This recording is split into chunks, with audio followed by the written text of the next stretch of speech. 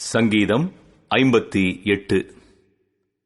தான் கெட்டுப்போகாதபடிக்கு அல்தஷ்கேத் என்னும் வாத்தியத்தில் வாசிக்க தாவீது பாடி ராகத் தலைவனுக்கு ஒப்புவித்த மிக்தாம் என்னும் சங்கீதம்.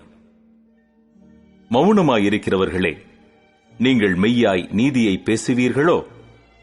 மனுபுத்திரரே, நியாயமாய் தீர்ப்பு செய்வீர்களோ? மனதார நியாயக்கேடு செய்கிறீர்கள். பூமியிலே உங்கள் கைகளின் கொடுமையை நிறுத்துக் கொடுக்கிறீர்கள். துன்மார்க்கர் கர்ப்பத்தில் ஒற்பவைத்தது முதல் பேதலிக்கிறார்கள். தாயின் வயிற்றிலிருந்து பிறந்தது முதல் பொய் சொல்லி வழி தப்பி போகிறார்கள். சர்ப்பத்தின் விஷத்திற்கு ஒப்பான விஷம் அவர்களில் இருக்கிறது. பாம்பாட்டிகள் வினோதமாய் ஊதினாலும் அவர்கள் ஊதும் சத்தத்திற்கு செவி கொடாதபடிக்கு தன் காதை அடைக்கிற செவிட்டு விரியனைப் போல் இருக்கிறார்கள். தேவனே, அவர்கள் வாயிலுள்ள பற்களை தகர்த்து போடும்.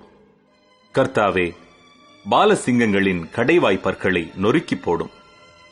கடந்தோடுகிற தண்ணீரைப் போல் அவர்கள் கழிந்து போகட்டும்.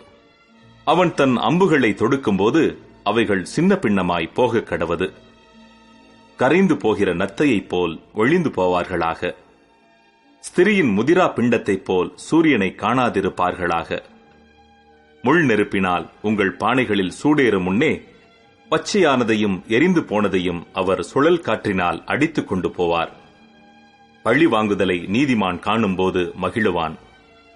அவன் தன் பாதங்களை துன்மார்க்கனுடைய இரத்தத்திலே கழுவுவான். அப்பொழுது மெய்யாய் நீதிமானுக்கு பலன் உண்டென்றும் மெய்யாய் பூமியிலே நியாயம் செய்கிற தேவன் உண்டென்றும் மனுஷன் சொல்லுவான்.